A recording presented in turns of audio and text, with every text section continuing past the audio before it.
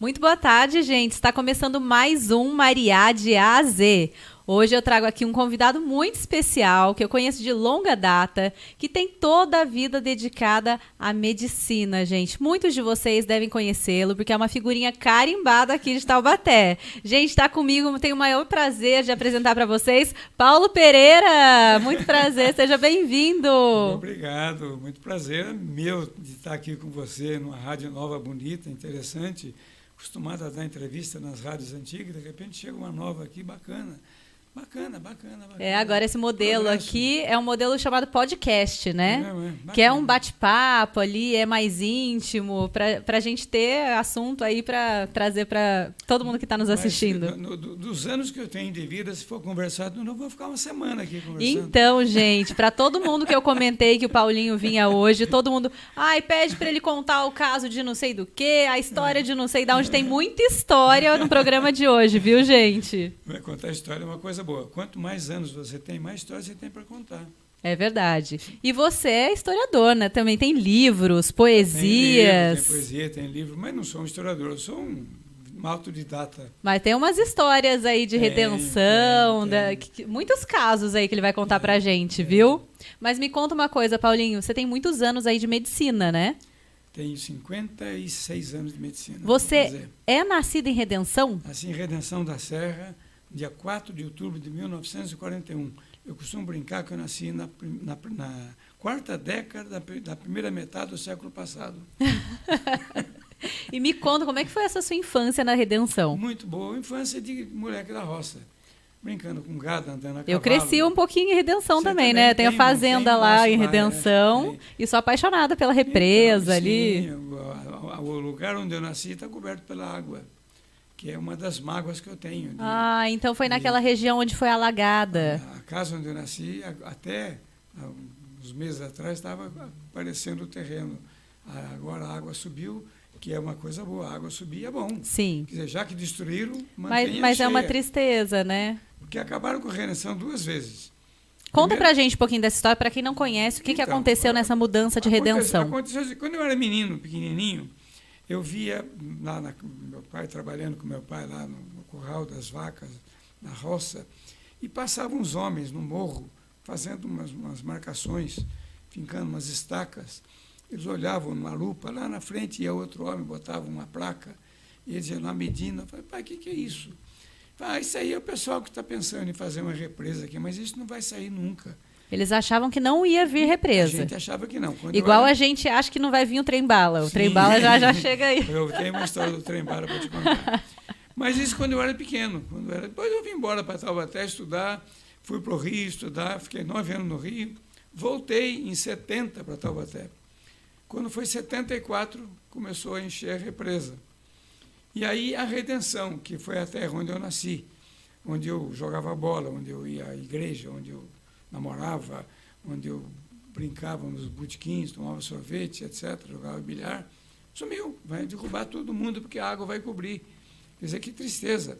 Então, mas foi feito isso pelo homem, então, foi criado. Homem, eles tiraram as pessoas que moravam dali. O objetivo, tiraram tudo, derrubou tudo.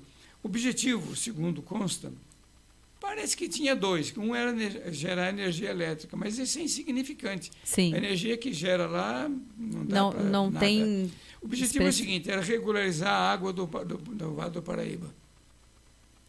Plantação do Vale do Paraíba de batata e arroz, segundo Osni Guarnieri, uma figura conhecida. Sim, conheço aqui, bem. Ele dizia que um ano se ganhava, outro ano se perdia. Sim. Porque um ano era seco, outro ano era água demais. Cheia, né? Então não tinha jeito de fazer uma coisa regular.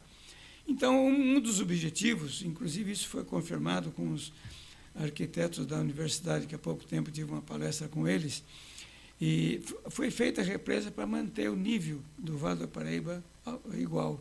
Mais estável. Estável, porque aí a plantação de batata, de arroz, etc., manteria... Isso devia deixar o solo mais rico também, mais estabilizado? Talvez, porque a água sempre é um benefício, né? Então, conseguiram isso. Conseguiram manter o Vale do Paraíba estável, com água farta ou dentro do necessário. Só que, para isso, destruíram 2 cidades, Redenção da Serra e Natividade da Serra. Não só as cidades, toda a parte rural dessas cidades. Porque, entenda bem, as casas, os currais, as roças, as estradas, eram na parte baixa. Sim. Não tem estrada em cima do morro. Como São Luís também, que é assim Exato, para baixo, né? exato. E a gente tem o problema das enchentes. Tudo isso era na parte baixa. A cidade, a residência das pessoas, as casas, as roças, tudo na parte baixa. A água cobriu a parte baixa. Então, quem tinha um sítio dos dois lados, a água ficou no meio e dividiu os dois sítios. Sim. Então, como é que ele vai nesse lado do sítio dele? Tem que dar a volta lá, 10 quilômetros de volta para chegar na outra metade do sítio dele. Então, você veja bem o estrago que foi causado. Para quê? Para regularizar a água do Paraíba. Para quê? Para manter a lavoura de arroz e de batata normal. Não tem mais lavoura de arroz e batata. Então, isso que eu estava pensando, hoje em dia não tem mais essa produção. Então, duas cidades, 2 municípios foram destruídos por uma coisa que hoje não existe mais. Falta de planejamento, né, Paulo? Falta de planejamento. Até porque Redenção, a cidade de Redenção, agora não estou falando mais do município. E a gente tinha coisas históricas ali na igreja, linda. A primeira cidade do Estado a libertar os escravos. Sim. Mas veja bem, Redenção é numa grota. Vem um rio daqui, outro rio dali, vem a estrada, começa lá em cima, vem aqui, tem uma praça, a igreja, o mercado, etc. Depois uma tripa que vai lá embaixo. Lá embaixo tinha um lugar bem estreito, que se ele tivesse feito um dique, que é o que eles costumam fazer nos Estados Unidos, sim, que já é mais moderno, sim, né? Mas cadê o engenheiro da época para pensar nisso? Faz um dique aqui, inunda daqui para lá, mas deixa a cidade inteira. Sim, com Bota certeza. uma bomba que pega a água dos rios, que vem aqui e joga por cima, joga lá embaixo. Ficava uma cidade bonita, gostosa, aquela cidade onde todo mundo ama, todo mundo nasceu, e um lago imenso, bonito, enorme, para praticar esportes aquáticos. Sim. Que pena, Você né, veja Paulo? bem o potencial que essa cidade teria para praticar esportes aquáticos. Deixa eu fazer uma ressalva. Sim. Isso foi em 74. Criaram a Cidade Nova. A Cidade Nova existe. O povo de lá gosta de lá, o povo de lá está acostumado com lá. Não viveram a cidade antiga, então não tem saudades. Quem tem saudades não é a mesma turma, a mesma população que morava lá naquela época. Poucas pessoas que eram da cidade antiga que moram na Então nova. acabaram migrando, todo mundo que morava lá foi para outros lugares. Migrando ou morrendo, né? Porque faz 40 e tantos, 50 Mas daí anos. os filhos, como você, seus irmãos foram saindo. Todo mundo saiu. Eu tenho um primo e uma prima que moram em Redenção, que tem casa lá, que Sim. ficaram lá. Os outros, o restante todo mundo saiu, todo mundo né? foi embora. E eu ainda vou lá na casa dos primos, eu gosto de ir lá. E gosto da Cidade Nova, não tem nada contra. Gosto do povo da Cidade Nova, não tem nada contra. Eles estão certos, eles gostam da cidade deles. Para eles, a gente falar em restaurar a Cidade Velha não tem significado, porque pouco importa para eles, né? Importa. Mas ficou uma igreja, ficou um prédio da prefeitura, 2 ou 3 residências, e uma ruazinha pequenininha, que era chamada Ruinha, ficou ali atrás. Então, se você pegar uma fotografia da Cidade Velha, você vai ver que belezinha que era a igreja, a praça. Eu já vi. Aquela coisa tão linda, aquilo tudo destruiu. Se não tivesse destruído, aquilo tudo estaria vivo. E é a nossa história, né? História, jogaram fora uma história. Eu digo sempre que as pessoas que estavam olhando naquela lupa, olhavam só o que tinha lá na frente, esquecia que aqui embaixo tinha uma vida, tinha uma história, tinha uma cidade. Sim, por isso que é tão importante hoje a gente pensar em preservar o patrimônio histórico que a gente tem, né? Deus, a gente tem aqueles prédios tombados, tem muita gente que não entende por que tomba um prédio, porque é patrimônio nosso, né? É a nossa história, a nossa origem. A gente tem, o taubatiano viaja para a Europa, e o que eles vão ver? A cidade antiga.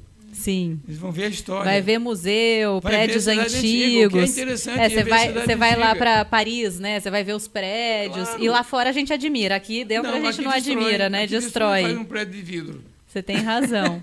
Gente, e olha, me conta uma coisa. Quando você saiu, então, de lá de Redenção, você foi para... Vim para Taubaté. E depois você foi fazer a Federal no Rio? No Rio, Federal no Rio. E naquela época, Paulinho, não tinha médicos aqui em Taubaté, né? Eram tinha pouquíssimos, médicos, não eram? Quando eu cheguei em Taubaté de volta, tinham 67 médicos. Em 70. Então, você podia contar nos 70. dedos ali Conhecia quantos todos. médicos. Isso Conhecia que eu ia falar, todos. quem eram os mais conhecidos ali, as figurinhas carimbadas? Doutor Ítalo, doutor Cício, doutor Zé Luiz, doutor Babude, doutor Djalma. Babude, Djalma. Doutor Adas, doutor Assuda, que está Então vivo você é até toda hoje. essa turminha Deixa aí. eu só aproveitar uma chance. Desses médicos bem antigos, eu tive contando um dia desse. Ainda vivos, noventões, Sim. tem Djalma, Assuda, doutora Marli não tem 90, doutora Erci não tem 90, doutora Mirtes não tem 90 menos, doutor Marcos, doutor Maurilância, doutor Rubens Salum tem bastante médico ainda dessa época, gente. Talvez uns 10 ou 12 que são do meu tempo, quando eu cheguei aqui. É que médico se cuida, pesquisa, come bem, dorme bem, né? Tem médico que morreu de Covid. É mesmo? Por não se cuidar. Por falta de informação, não é possível, né? Falta de informação, né? Não, por falta de miolo. Porque eu não acreditava muito aí na Covid, na vacina. Então, médico não acreditar na vacina é uma coisa impressionante, pareça, né? Porque tem uma campanha, tem alguém nesse mundo cismou de fazer uma campanha contra a vacina. É que eu já ouvi um médico conhecido em Taubaté que é bem contra a vacina por uma situação familiar que já viveu, né? Que um caso raro atingiu uma pessoa da família e aí se tornou mais contra a vacina, né? Medicina, filha, tudo é estatística. Sim. Inclusive, quando você vai preparar um medicamento novo, você faz um estudo estatístico do benefício que aquele medicamento pode fazer. Então, não existe medicina. E aí a probabilidade ali da vacina é mais em proteger, prevenir do que... Se você vai gastar bilhões de dinheiro para curar 30% das pessoas, eles não investem aquele dinheiro. Sim. Ele vai arranjar um produto que cura 90%. Sim. Então, tudo é estatística. Agora, tem uma estatística do benefício que a vacina cura. O indivíduo tem um caso na família e ele é contra a vacina para os outros. E um caso raríssimo, né? Não existe. Então, é de alguma situação ali que já tem no organismo da pessoa que se desenvolveu. Inexplicável. Sim. Não dá para explicar. Eu falei há muito tempo já, porque eu briguei muito na internet. Nós somos a favor da vacina, sim, né? Claro, eu sou a favor da vacina também. Eu briguei muito, mas eu parei de brigar, falei, não discuto mais, eu não vou discutir mais vacina com alguém que contra, não tem mais sentido. E está na época agora, gente, da campanha da vacina de tuberculose, uma doença que já tinha sido praticamente erradicada no Brasil, né? Sim. E que voltou. Então, crianças, desde o nascimento até os 4, 5 anos, vacinem os seus filhos, é importante. Eu vou levar a Mainha também para vacinar. Lógico. E acompanho o calendário aí de vacinação. Quando eu era secretário de saúde, naquele tempo não era secretaria, era departamento. Então, eu era diretor do departamento de saúde. Foi instaurado aqui a vacinação no berçário. Sim. Contra a tuberculose. Então, eu queria contar um pouquinho desse caso. Hepatite B. Hepatite? Que está também na campanha de hepatite, né? Foi na hepatite B que foi instalada no nosso tempo. Sim. A criança sai do berçário vacinada. Isso é ótimo. Vai extinguir E eu queria chegar nisso também. Você foi secretário de saúde aqui, muito novo, né? 11 anos. Foi 11 anos, secretário? E quando você se tornou secretário, eu ouvi uma história, não sei se é verdade, queria confirmar com você. Você que criou o pronto-socorro? Como foi essa história do pronto-socorro? Não existia pronto-socorro. Não existia. É uma história muito boa. Quando o velho Ortiz assumiu a prefeitura, eu estava ligado a ele por campanha política junto, sim, etc. Né? Eu e o Arnaldo, aquele Arnaldo Preto chamado que faleceu, que foi vereador, inclusive. Sim. Naquele tempo, o Arnaldo se elegeu vereador justamente naquele mandato. E a gente estava empenhado em saúde, o que a gente vai fazer em saúde, então a gente estava planejando. Até que um dia, num Fantástico, apareceu um programa do Fantástico falando do pronto-socorro da cidade de Taubaté, que era gerido pela Irmandade de Misericórdia. O que acontecia? A prefeitura, a obrigação da urgência é da prefeitura. Sim. Isso é lei. Naquela época já era assim. Não, já era assim, mas só que a prefeitura não geria o pronto-socorro. Ela dava uma verba para a Irmandade gerir. Então, quem geria o pronto-socorro era a Irmandade. Só que, não sei se a verba era pequena, não sei, discutiu o problema da época. E muito antigamente tinha essa questão dos hospitais serem de irmandades também, né? Mas a primeira coisa sim, foi a Irmandade. Geralmente, assim, maternidade, tudo. Quando né? eu cheguei aqui, só tinha o Hospital da Irmandade, só tinha o Hospital Santa Isabel antigo. O Hospital Santa Isabel. Verdade, era o Hospital Santa Isabel, estava tentando me recordar o nome. Mas veja bem, então, esse hospital administrado pela Irmandade, um dia no Fantástico apareceu uma reportagem mostrando um estudante, eu cito o nome dele toda vez, porque ele não reclamou, hoje ele é médico famoso aqui em Taubaté, Dr. Mariamini. Ele era estudante e ele dá uma entrevista para o Fantástico mostrando um eletrocardiograma, dizendo que ele não sabia ler o eletrocardiograma e o doente estava na frente dele, o que ele ia fazer, e não tinha a quem recorrer. Nossa. Ou seja, tragédia completa do pronto-socorro naquela época. O Ortiz me chama em casa na segunda-feira de manhã. Vem aqui, corre aqui, aquele jeito dele. Aí fala, escuta, precisamos dar um jeito nesse pronto-socorro, não pode ficar assim, não sei o quê. Falei, vamos dar um jeito aqui. Falei, vamos dar um jeito. Ele falou assim, você assuma o pronto-socorro? Eu falei, se você me der alguém que possa gerir comigo, para ser o parte administrativa, eu pego, sem problema nenhum. Fizemos um planejamento chamando Pedro Cunha Neto. Sim, Pedro Cunha Neto era um amigo meu, já tinha trabalhado comigo, chefe de administração, um cara brilhante de administração. Então, eu chamei o Pedro Cunha Neto. Não contei para o Ortiz que o Pedro Cunha Neto era primo dele. Porque senão ele não ia deixar de jeito nenhum. Pedro Cunha Neto, não tem área de Ortiz, ele não ia contratar, porque a mãe do Cunha, Pedro Cunha Neto, é prima da mãe do Ortiz. Então, mas naquela época também era muito comum todo mundo ser família, sim, né? Sim, assim, numa cidade pequena. O Pedro Cunha Neto está no livro. Na árvore genealógica lá do Bernardo. Que livro que eu tenho em casa, inclusive. Velhos troncos. Velhos troncos. Aí nós planejamos tudo direitinho. O Arnaldo, o Arnaldo, mais um outro, que eu não me lembro quem é, resolvemos, porque se o pessoal do pronto-socorro sumir, a gente assume. A Márcia, que era enfermeira, esposa do Arnaldo, arranjou um grupo de enfermagem para dizer, se o pessoal de lá sair, nós assumimos. Então, a gente estava preparado para assumir o pronto-socorro. O Ortiz baixou um decreto, dia 18 de abril de 83. Olha que boa memória, gente. Não, porque a data é marcante. Eu posso até estar errado, mas é isso mesmo. Dia 19 de abril, dia 18 de abril, às 10 da noite, eu e o Cunha fomos aqui no jornal Voz do Vale, do Paraíba, com o decreto na mão. Aí ficamos lá vendo os jornalistas fazerem os tipos. Naquele tempo não tinha nada de computação, era tipo formado, aquela imprensa. Então, eles fizeram aquele artigo todo ali, fizeram na prensa, arrumaram tudo, de repente vai rodar. E começou a rodar o jornal. O primeiro que chegou eu peguei. Aí abri e estava lá, decreto do prefeito, encampando o pronto-socorro da cidade de Taubaté. Botei o jornal no braço e fui lá para o hospital. Cheguei lá meia-noite, 40 mais ou menos. Aí cheguei lá e eu, Cunha. Pessoal, o que você está fazendo aqui? Eu falei assim, agora eu sou dono aqui. Ele, como assim? Eu falei assim, eu que mando aqui agora, eu sou o diretor. Vocês tiraram todo o pessoal de lá. Assim? Eu falei assim, está aqui no jornal, o jornal de hoje, olha a data, o jornal de hoje, está aqui o decreto do prefeito dizendo que a partir de hoje, esse pronto-socorro é municipal. Que responsabilidade e que desafio, hein, Pedro? Eu sou o diretor. Pedro, o Cunha, o diretor administrativo. Aí chegou o diretor clínico na época, veio correndo. O que está acontecendo? Não está acontecendo nada. Vocês todos continuam trabalhando aqui, todos serão funcionários da prefeitura. Então mantiveram toda a equipe. Todo mundo, você não vai mudar nada. Só que a direção agora é nossa. Não é mais a Irmandade. Agora nós é que vamos dirigir isso aqui. Aconteceu uma coisa engraçada. Era um dia 19. Naquele dia, o grupo da prefeitura foi lá para cadastrar todos os funcionários, para transformar em funcionário público. Sim. Os funcionários estavam com salário atrasado de 2 ou 3 meses. Então já estava uma desordem completa. Administrativa, financeira, tudo. Os funcionários ficaram naquele medo. Fico, não fico. Mas aí, vamos cadastrar todo Toda mundo. Mudança, né? Toda mudança. Mas as pessoas ficam inseguras. Com eles, bastante. E eles se entusiasmaram com a coisa e começou a cadastrar. Quando foi dia 30, o último mês do dia do mês, 30, 31, eles receberam os 11 dias que tinham trabalhado. O atrasado continuou atrasado. Quando eles viram que eles receberam com aumento, porque eles passaram a receber valor do funcionário público. Sim. E não o valor que eles recebiam. Daí antes. já tranquilizaram. Um único médico não quis ficar.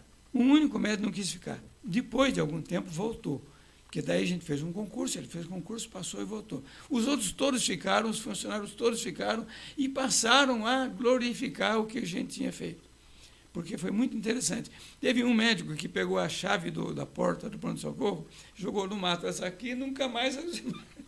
Essa chave aqui, esse pronto-socorro. Agora, ele disse uma coisa interessante, que ele falou entusiasmado, mas era verdade. Esse pronto-socorro agora é nosso, ou seja... Sim, da população de Taubaté. Então, teve uma ruptura naquele momento de um modelo arcaico, já que era uma administração da Irmandade, que era o Santa Isabel, e aí a prefeitura assumiu pela primeira vez ali o pronto-socorro e ficou depois para sempre, né? Agora o pronto-socorro é nosso, realmente. Exato. Depois mudou para cá, mas o pronto-socorro municipal passou a existir. A prefeitura de Taubaté passou a ter o pronto-socorro municipal, que não existia, não tinha.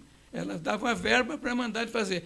Não vou discutir se a Irmandade fez certo ou errado, não interessa discutir isso, porque já passou, e também não sei dizer para você onde é que estava o erro.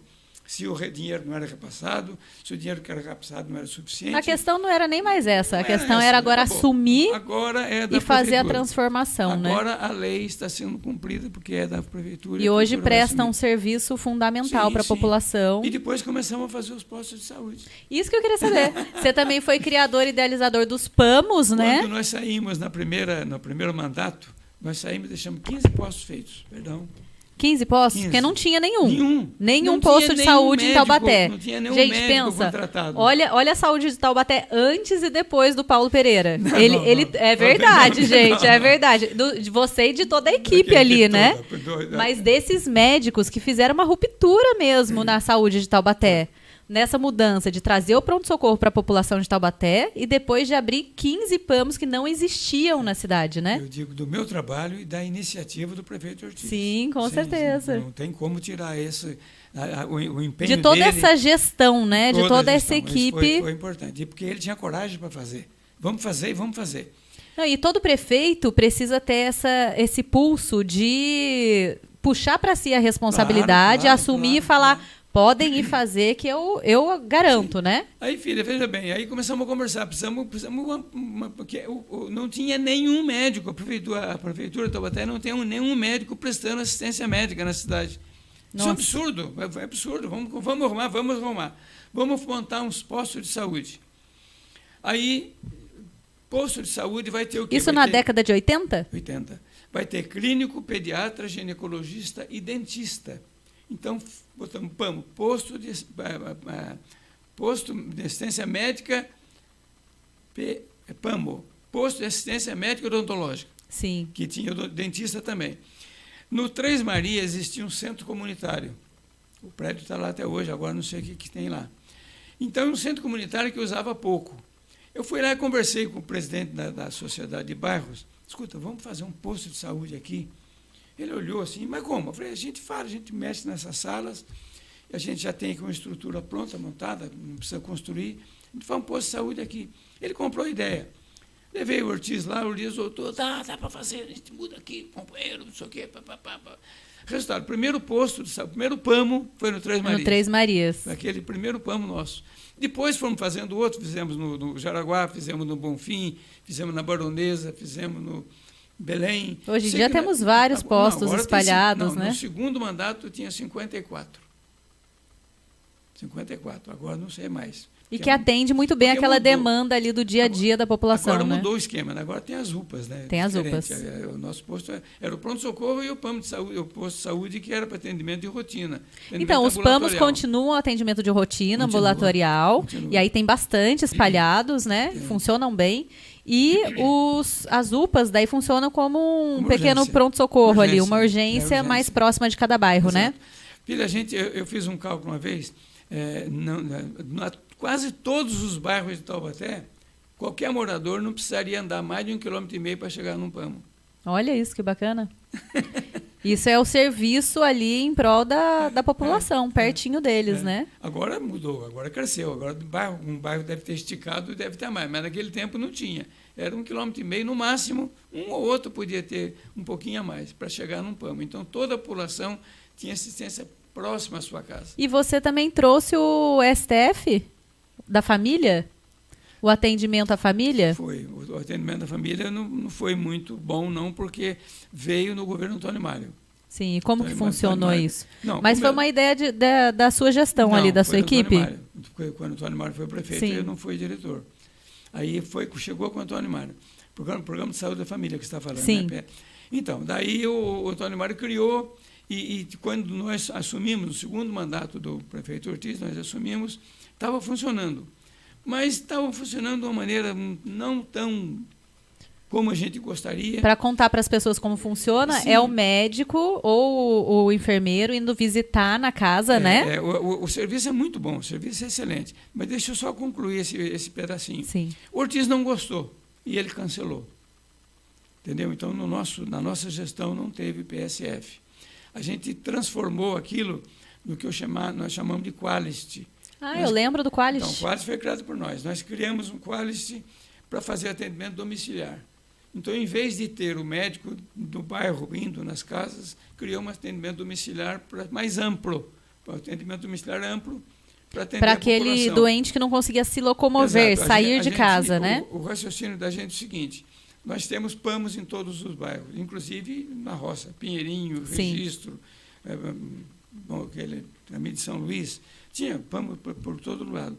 Então, nós temos PAMOs. Então, não precisa o atendimento ir à casa do doente, porque é perto da casa do Pra doente ele o nosso PAMO. Então, dá para ele vir aqui. Se aquele doente não puder se locomover, ou tiver um caso, a gente manda alguém ir lá, o médico ir lá.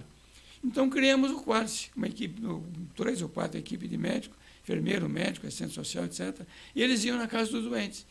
Depois voltou a Saúde da Família, e que eu acho um programa interessantíssimo, eu acho bom a Saúde da Família. Eu acho que se a gente tivesse continuado naquela vez, tivesse modificado e não acabado, teria sido melhor. Mas qual a diferença básica entre o Programa de Saúde da Família e o Qualist? Não, o Qualis vamos dizer, tem uma abrangência menor.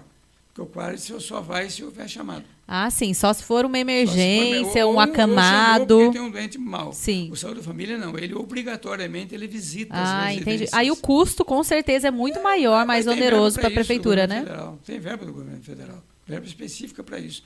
Então, Saúde da Família, filha, são equipes, médico, enfermeira, assistente social, cuidador, uma equipe inteira. Cada equipe tem um número determinado de casa para visitar. Então, a saúde daquela família, daquela região, é responsabilidade daquela equipe. Isso funciona muito bem na zona rural, né, Paulinho? Na zona rural e nas zonas onde não tem nada, no Nordeste, na Amazônia. Eu estive recentemente no Paiol, Caeiras, no Paiol, na verdade, e lá não tem PAMO perto, né? Sim, Paiol tinha no nosso tempo. Nesse momento não tem. Eles têm lá um atendimento e aí tem o PSF. Eles têm enfermeiro. Transformaram o PAMO em PSF. Sim, virou PSF. Exatamente. E funciona muito bem agora para a população, né? Esse atendimento de saúde da família é maravilhoso, filha. Se a pessoa, o povo pobre que não tem dificuldade de se locomover, tem dificuldade para pagar uma condução, para levar um filho. E o médico do PAMO do médico do PSF, tem o cadastro daquela pessoa. E aí acompanha, né? Quem é diabético recebe remédio, quem é hipertenso recebe remédio. Hoje não tem acontecido isso. Que nem eu visitei lá o Paiol, tem o PSF, o médico, o enfermeiro faz a visita, só que não está recebendo a medicação como recebia antigamente. A pessoa tem que sair, pegar o ônibus, vir até aqui na central para retirar a medicação. Porque nós criamos também, na época, não é nós criamos, o programa foi do governo federal, nós assumimos aqui, que é o programa que deu diabetes e hipertensão.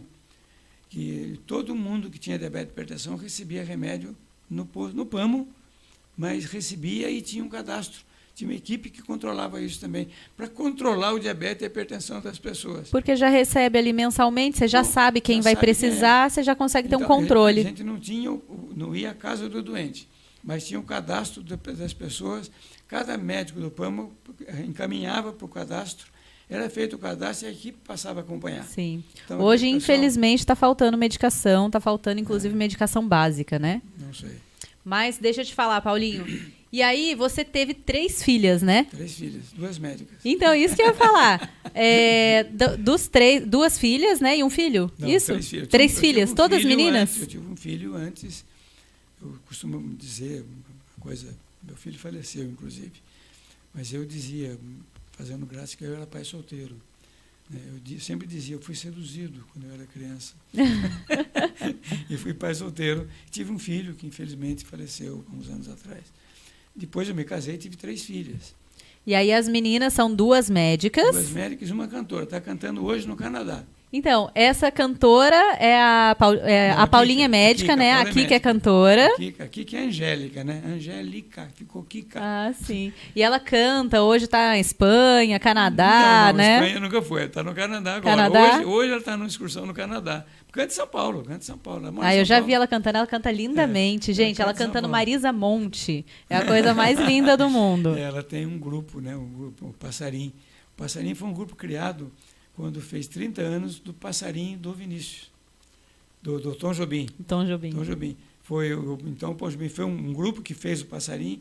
Então, esse grupo foi criado e repete o repertório inteiro.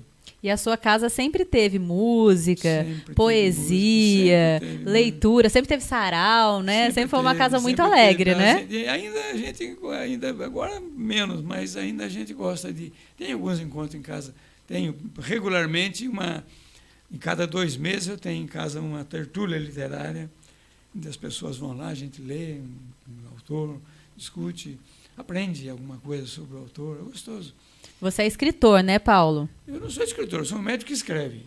Ah, você é um médico que escreve? E você tem aquela letra de médico também para escrever? Não, agora eu uso o teclado. A letra, às vezes, eu também não entendo. Mas eu já escrevi uma crônica sobre isso. Todo mundo reclama de letra de médico. Você já viu letra de dentista? Você já viu letra de advogado? Você já viu letra de engenheiro?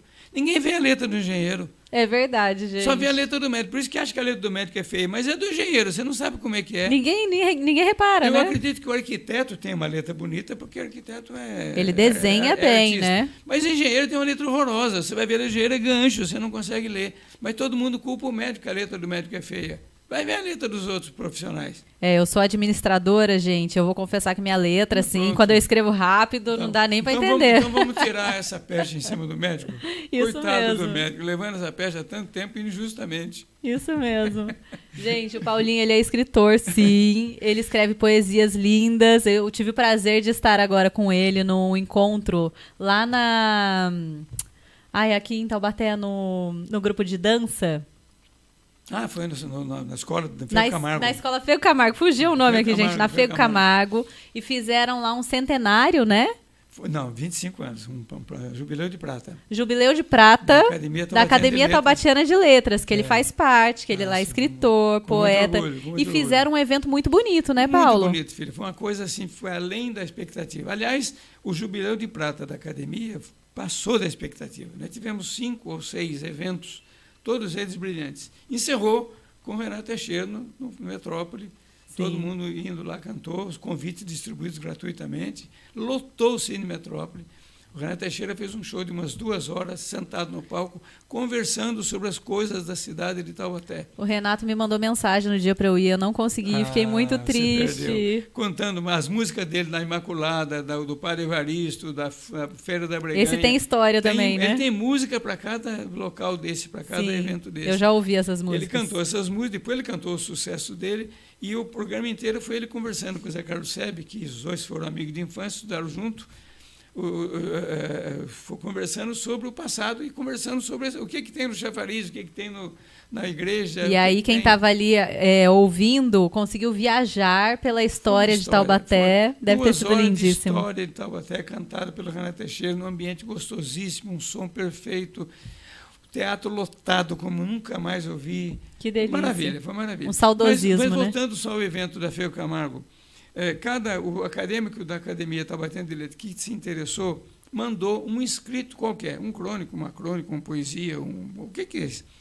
E aquilo foi distribuído para os alunos, e cada aluno, em cima daquele tema, fez um quadro. Isso eu acompanhei. Eu fiquei emocionada. Foi muito bonito. Eu fiquei emocionada porque foi assim, gente, os escritores que tinham feito a poesia, crônica, e tinham enviado suas crônicas, suas poesias para os alunos, não sabiam exatamente o que seria feito. Sabiam que seria pintado, mas não tiveram uma surpresa quando chegaram lá, né? Sim. Então a gente entrou numa sala.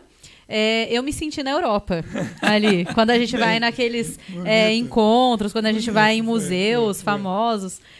A gente entrou na sala, tinha uma dançarina, uma bailarina maravilhosa, que fez uma apresentação pra gente, muito encantadora, e depois tinha os quadros iluminados na parede dos alunos que tinham pintado cada poesia. Então tinha lá a poesia em si e o quadro que representava... Poesia ou conto, ou crônica. Sim, que representava aquela crônica, né? Muito bom. Então, assim... Perfeito. Os alunos artistas foram perfeitos, retrataram exatamente o espírito de cada conto.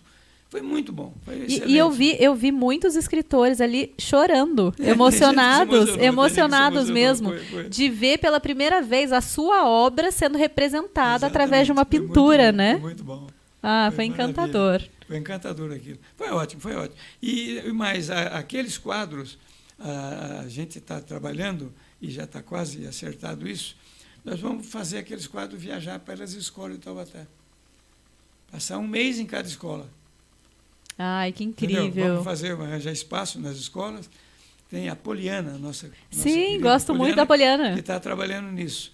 Já esteve aqui com a gente no podcast, aqui, então, já. Ela vai trabalhar nisso, ela vai arrumar as escolas e aqueles quadros vão viajar pelas escolas da cidade. Então vai ser muito interessante divulgar isso. Que delícia, Paulo. Mais gente vai ver.